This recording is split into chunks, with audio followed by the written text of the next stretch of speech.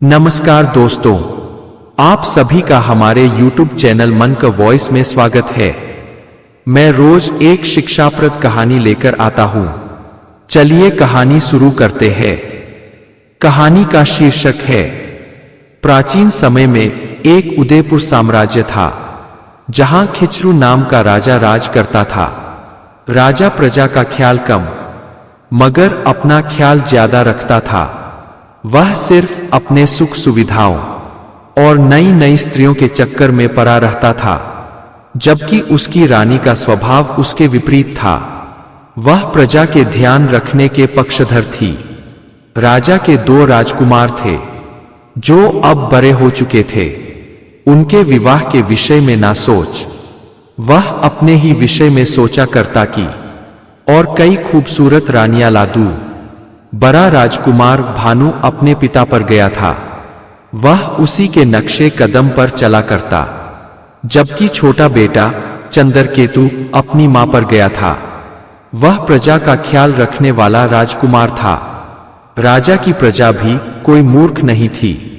वह राजा और बड़े राजकुमार से कोई उम्मीद नहीं रखती थी, परंतु रानी और छोटे राजकुमार से बहुत उम्मीद रखती थी। प्रजा के लोग चाहते थे कि यह राजा मरे और छोटे राजकुमार किसी तरह गद्दी पर बैठ जाए, तो प्रजा के लिए रामराज्य शुरू हो जाए। वरना पागल राजा खिचरू तो प्रजा का खून पी रहा है। प्रकृति का नियम है कि जिस राज्य की प्रजा खुशहाल रहती है, तो वहां का राजा स्वतः खुशहाल रहता है। और जब प्रजा कष्टमय जीवन बिताती है, तो राजा पर भी तरह तरह की विपत्ति आती है। राजा एक दिन जंगल भ्रमण को गया, तो देखा कि जंगल में एक लकड़हारा और एक बहेलिया आपस में झगड़ रहे हैं। दोनों एक दूसरे को मरने मारने पर उतारू है। राजा दोनों के पास गया और लड़ने का कारण पूछा, तो बहेलिया बोला, राजा साहब मेरे साथ न्याय कीजिए। मैंने एक तोता पकड़ा था, परंतु वह तोता हमारे बंधन से भागकर लकड़हारे के पास चला गया है, और लकड़हारा कह रहा है कि यह मेरा तोता है, मैं तुम्हें नहीं दे सकता। लकड़हारा बोला, नहीं महाराज, इस तोते को बहेलिया ने नहीं पकड़ा था, यह तो मेरे को इसी पेड़ पर मिला था। बहेलिया मेरा तोता मुझसे छीनना चाहता है। बहेलिया जब देखा कि उसकी चाल उल्टी पड़ रही है, शायद राजा लकड़हारे के पक्ष में ही फैसला दे दे, हमें कुछ करना चाहिए। बहेलिया बोला, महाराज यह तोता मैंने खास आपके लिए पकड़ा था। दरअसल यह तोता मनुष्य की तरह बोलता है। ऐसे तोते का मांस बहुत पौष्टिक और स्वादिष्ट होता है। हमने सुना है कि ऐसे तोते का मांस खाने वाला आदमी सदा जवान रहता है। उसमें 4-5 स्त्री रखने की और उन्हें खुश रखने की क्षमता आ जाती है। राजा एक नंबर का कामी था। बोला, अच्छा तो ये बात है। लकड़हारे, तुम मेरे हिस्से का तोता हजम करना चाहते हो, ये तोता मुझे दे दो। लकड़हारा बोला, महाराज मुझे क्षमा करें, मैं यह तोता आपको भी नहीं दे सकता, क्योंकि आप इसका हत्या कर देंगे और मैं इसे मरते नहीं देख सकता। राजा बोला, गुस्ताख लकड़हारा, तू नहीं जानता कि मैं इस राज्य का राजा हूं। यहां मेरी मर्जी चलती है। यहां रह रहे सभी जीवों पर मेरा आधिपत्य है। यहां रहने वाला सभी हमारे गुलाम है। तो तू कैसे मेरी बात का उल्लंघन कर सकता है? जल्दी से तोता मेरे हवाले कर दे, वरना मैं तुम्हें फांसी भी चढ़ावा सकता हूं। तोता लकड़हारे से बोला, यार दुखी ना हो, तू पहले अपनी जान बचा। तू मुझे राजा के हवाले कर दे। जिंदगी रही तो हम तुमसे जरूर मिलेंगे और दुष्ट बहेलिया से भी मिलेंगे। लकड़हारे ने वह तोता राजा को दे दिया। राजा खुश होकर राजदरबार लौट गया। वह अपनी रानी से बोला कि मैं एक बोलने वाला तोता लाया हूं, जिसका मांस खाने वाला कभी बूढ़ा नहीं होता। हम आज इसका मांस खाएंगे और सदा जवान बने रहेंगे। मेरे पास आपके सिवा भी बहुत सारी रानियां होंगी जिनके साथ मैं शौक से रह सकूंगा। रानी ने राजा की नियत भांपकर मन में ठान लिया कि इस तोते को हर हाल में बचाना है। वह राजा से बोली, महाराज मुझे दीजिए इस तोते को। आज अपने हाथ से इसका व्यंजन बनाऊंगी और आपको खिलाऊंगी। मैं तो कब से सोच रही थी कि किसी भी उपाय से आप जवान बने रहें। राजा ने तोते को रानी को दे दिया और दरबार में चला गया। उधर रानी तोते से बोली कि मैं तुम्हें छोटे राजकुमार को तुम्हें सौंप रही हूं। मैं तुम्हें नहीं मार सकती। समझ लो मैंने तुम्हें भी पुत्र मान लिया है। परंतु तुम एक काम करना, कभी भी राजा के सामने अपना मुंह मत खोलना, वरना पागल राजा तुम्हें तो मारेगा ही, मुझे भी जीवित नहीं छोड़ेगा। दरबार में 100 से ज्यादा तोते हैं। नहीं बोलोगे तो तुम्हें कोई पहचान ही नहीं पाएगा। मगर इसका मतलब यह भी नहीं कि तुम हमसे भी मत बोलना, सिर्फ 2 आदमी से ही बात करना, छोटे राजकुमार से और मुझसे।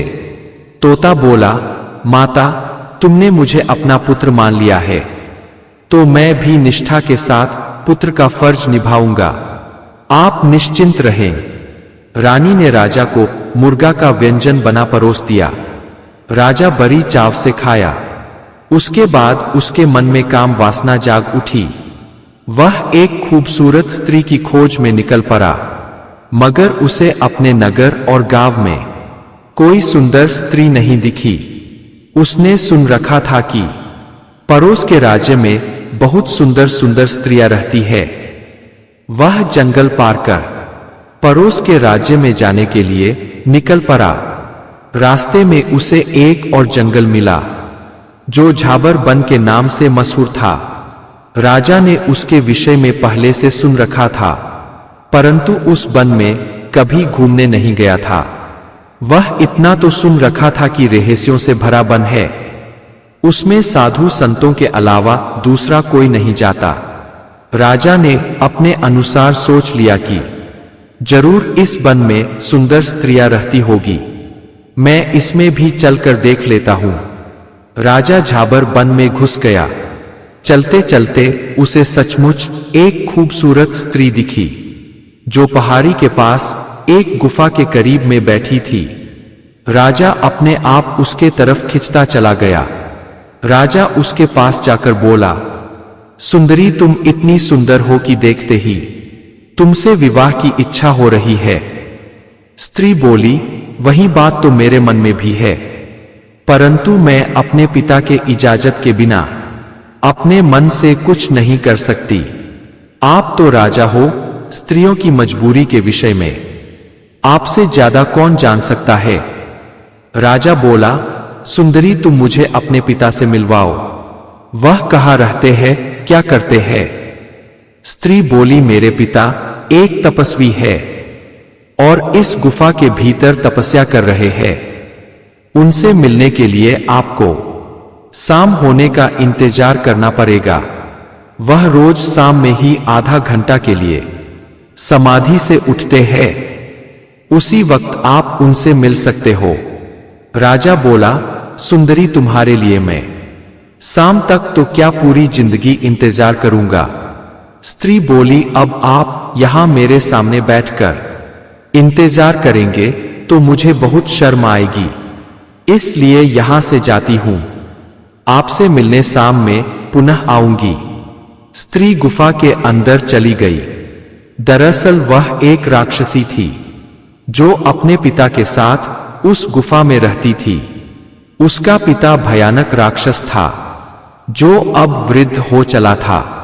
उसमें चलने फिरने की शक्ति नहीं थी, इसलिए वह अपनी मायावी पुत्री का सहारा लेता था। वह जिस गुफा में रहता था वह गुफा रहस्यों से भरी थी। उसके अंदर एक अलग ही दुनिया थी, मगर उसमें कोई मनुष्य नहीं रहता था, कोई जीव जंतु भी नहीं रहते थे। और रहते भी कैसे, जब उसके मुहाने पर भयानक राक्षस रहता था। उसमें एक तालाब था जिसका पानी पी लेने से आदमी सदा जवान बना रहता था, परंतु उसका पानी हर कोई नहीं ले सकता था। उसका पानी किसी तपस्वी या फिर धर्मात्मा राजा ही प्राप्त कर सकता था। राक्षस राक्षसी ने बहुत बार प्रयास किया था, परंतु तालाब का पानी पत्थर में बदल जाता था। वैसे तो वह राक्षसी अपने मायावी रूप चाल में फांस किसी ना किसी को रोज शिकार बनाती थी, परंतु उसे पहली बार कोई राजा मिला था जो स्वयं चलकर आ गया था। वह मौका हाथ से जाने नहीं देना चाहते थे। उधर राजा काम के बस होकर शाम तक इंतजार करता रहा। शाम में खूबसूरत स्त्री राजा को गुफा में ले जाने के लिए आई।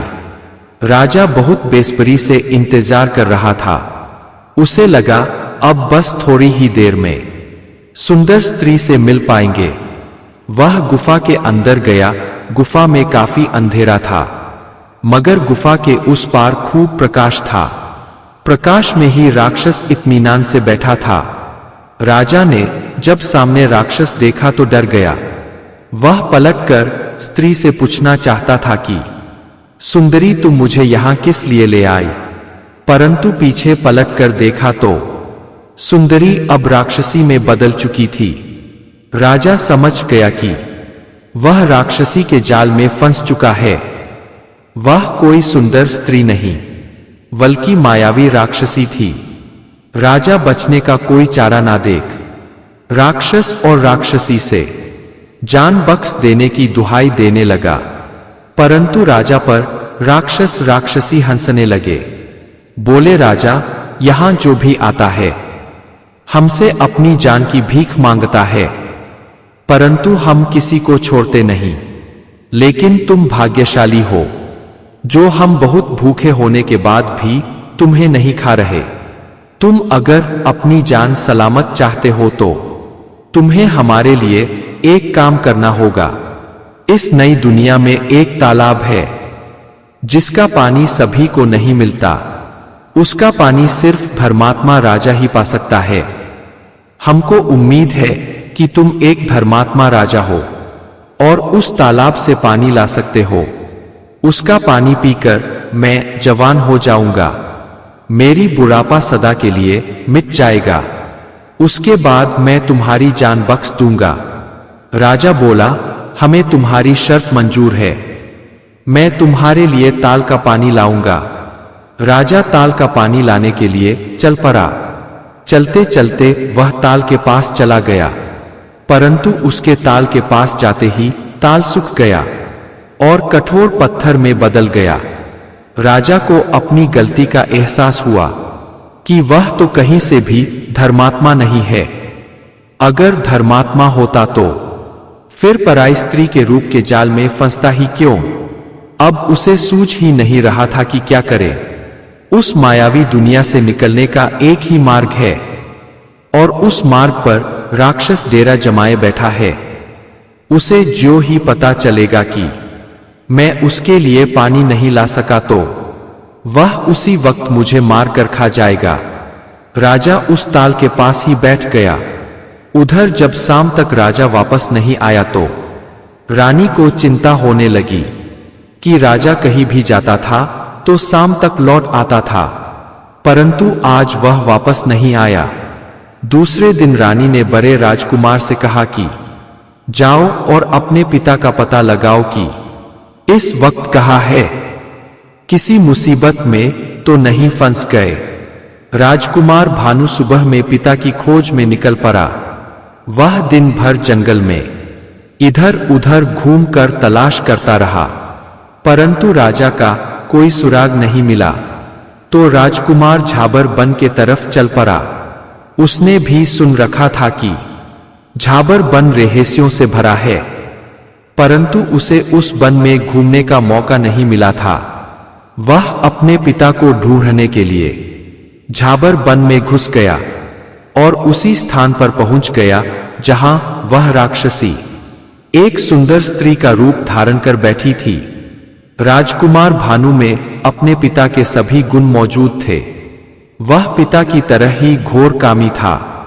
उसने दासी से लेकर कई नगर की स्त्रियों के साथ जबरदस्ती की थी। एक सुंदर स्त्री देखते ही भूल गया कि पिता को ढूंढने आया है। वह उसके पास जाकर उससे प्रणय निवेदन करने लगा। स्त्री बोली, मैं एक ऋषि कन्या हूं और बिना विवाह किसी पुरुष से संबंध स्थापित नहीं कर सकती। अगर आपको मैं पसंद हूं तो आप मेरे पिता के पास चलिए। वह इसी गुफा में तपस्या कर रहे हैं। आप उनके पास चलकर उनसे मेरा हाथ मांग लीजिए, फिर मैं आपकी पत्नी हो जाऊंगी। उसके बाद मैं आपकी हर तरह की सेवा के लिए तैयार हो जाऊंगी। राजकुमार बोला, हे कामिनी, अब देर मत करो। जल्दी से अपने पिता के पास ले चलो। मुझसे तुम्हारी दूरी बर्दाश्त नहीं हो रही। वह उसे गुफा में लेकर गई, मगर राजकुमार राक्षस को देख पीछे पलटकर भागने लगा। मगर पीछे पलटकर देखा तो राक्षसी खड़ी थी। उसे समझते देर नहीं लगी कि राक्षसों के माया जाल में फंस चुका है। शायद उसका पिता भी इनके जाल में फंस गया है। राक्षसी ने राजकुमार को पकड़कर पिता के हवाले किया। राक्षस बहुत क्रोधित हुआ। मूर्ख, भागना चाहता था, तू नहीं जानता कि काल के गाल से शायद बच भी जाए, परंतु हमारे चंगुल से मुक्त नहीं हो सकता। राजकुमार राक्षस से अपनी जान बख्श देने की दुहाई देने लगा तो राक्षस बोला, तुम्हारी जान मैं एक शर्त पर बख्श सकता हूं कि इस गुफा की मायावी दुनिया में एक ताल है, उसका पानी अगर तू ला देता है तो हम तुम्हारी जिंदगी बख्श सकते हैं। राजकुमार पानी लाने के लिए तैयार हो गया। वह उस नई दुनिया में पानी ढूंढने चल पड़ा, परंतु आगे जाने पर उसे हैरानी हुई कि एक ताल तो है, परंतु उसमें पानी की जगह पत्थर है।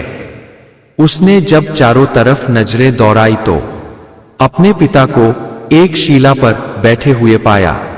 वह पिता के पास गया। उसके देखते ही राजा बोला, बेटा, तुमने ये क्या गलती कर दी? मैं तो फंस ही गया था, तुमने भी आकर अपनी जान मुसीबत में डाल ली।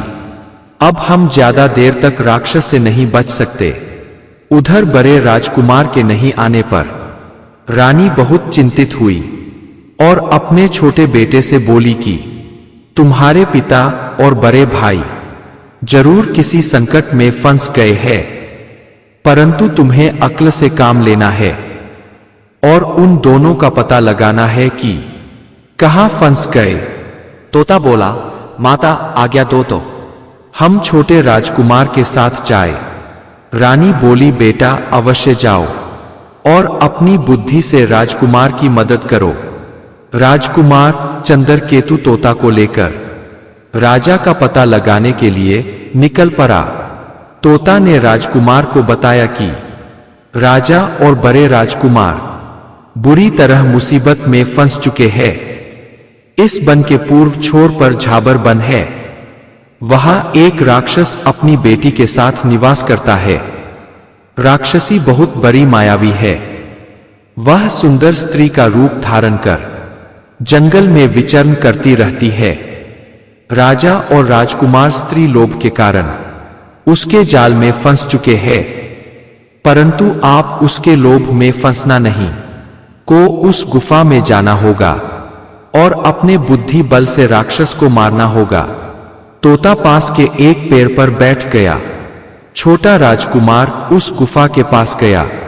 उसने देखा कि उतनी खूबसूरत स्त्री तो पूरे राज्य में ढूंढे से भी नहीं मिलेगी, परंतु तोते ने बता दिया था कि स्त्री कोई राजकुमारी नहीं है, वह राक्षसी है।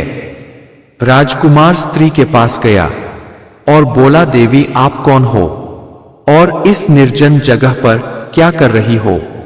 स्त्री बोली, अपने लिए सुयोग्य वर की प्रतीक्षा कर रही हूं, परंतु लगता है कि मेरी प्रतीक्षा की घड़ी खत्म हो गई। आप जैसा उपयुक्त वर मेरे लिए दूसरा कोई हो ही नहीं सकता। राजकुमार को तो किसी तरह राक्षस के गुफा में पहुंचना था। तो बोला, हाँ देवी, मेरे मन में भी आपकी तरह ही विचार उठ रहे हैं, परंतु हम संस्कारी लोग हैं। बिना आपके पिता की अनुमति के हम आपके सामने विवाह का प्रस्ताव भी नहीं रख सकते।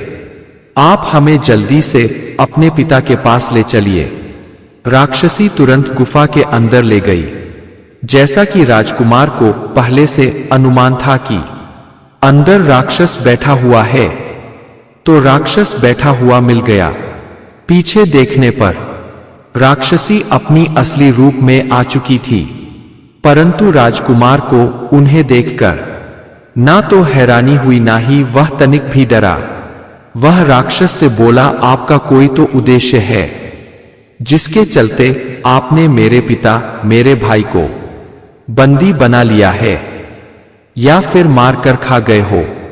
राक्षस बोला, नहीं, अभी मैंने किसी को खाया नहीं है, परंतु तुम मेरा एक काम कर दो तो तुम्हारे साथ तुम्हारे भाई और पिता को जीवन दान दे सकता हूं।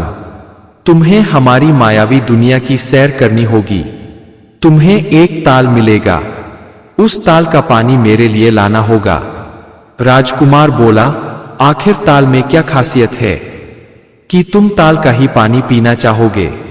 ताल का पानी साधारण पानी नहीं, बल्कि एक अमृत कुंड है, जिसे पीने वाला हमेशा जवान बना रहता है। मगर उस पानी को कोई साधारण इंसान या राक्षस प्राप्त नहीं कर सकता, बल्कि कोई धर्मात्मा, राजा या फिर सिद्ध सन्यासी ही प्राप्त कर सकता है। तुम भी अपने पिता और भाई की तरह अपनी किस्मत आजमा सकते हो। राजकुमार बोला, क्यों नहीं राक्षस राज, किस्मत तो सभी को आजमानी चाहिए। किसके भाग्य में क्या लिखा है, यह तो आजमाने के बाद ही पता चलेगा।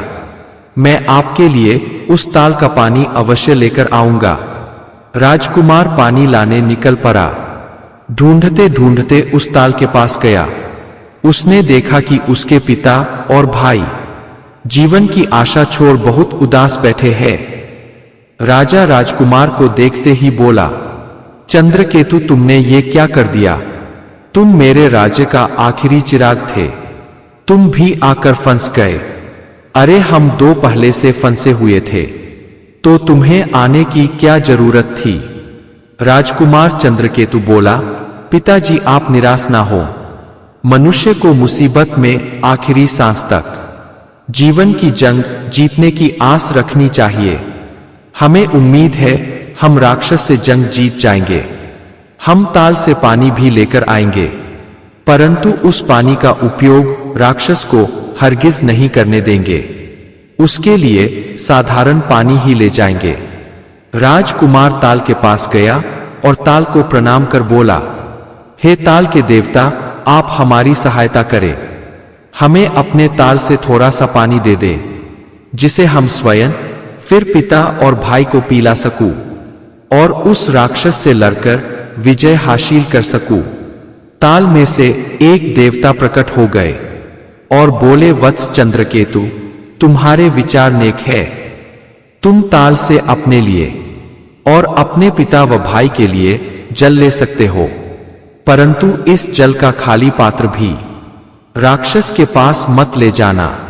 तुम एक छोटा सा पत्थर भी ताल के पास से ले लेना। वह पत्थर अपने गले में बांध लेना और राक्षस के पास जाना।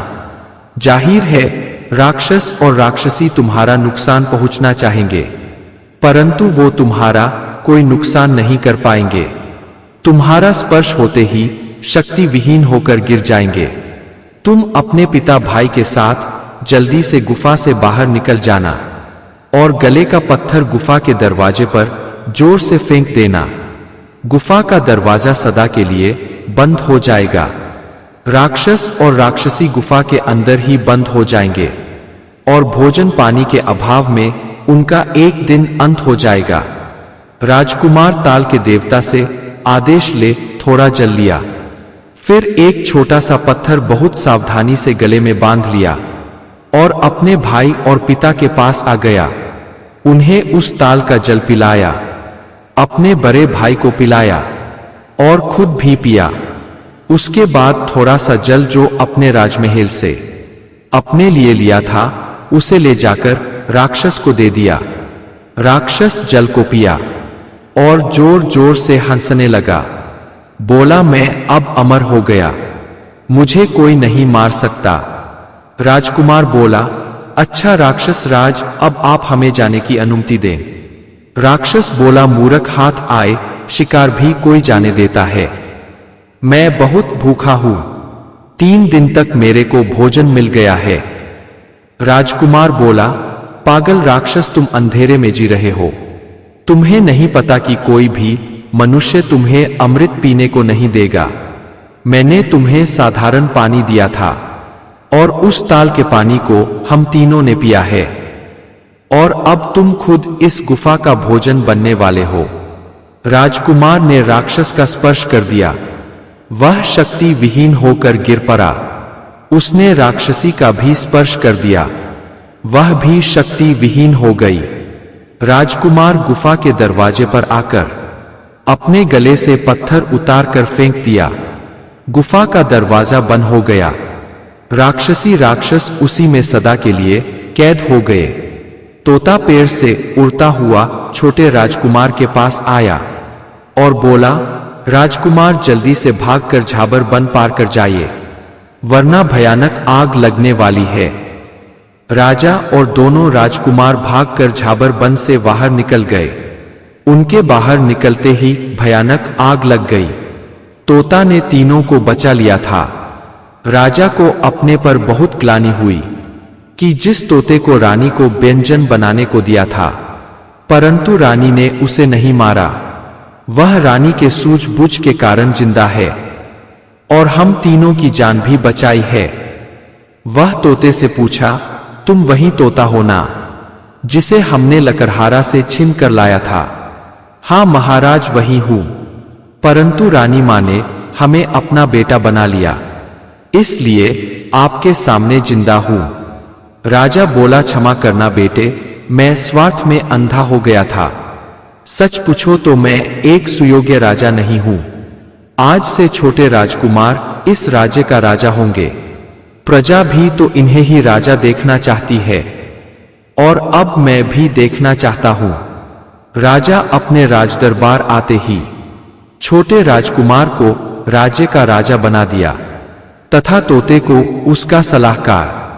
तोता बोला, राजा आप मुझ पर जरा भी प्रसन्न है तो आप उस लकड़हारे का भी आभार प्रकट करें जिसने मुझे बहेलिया से बचाया था।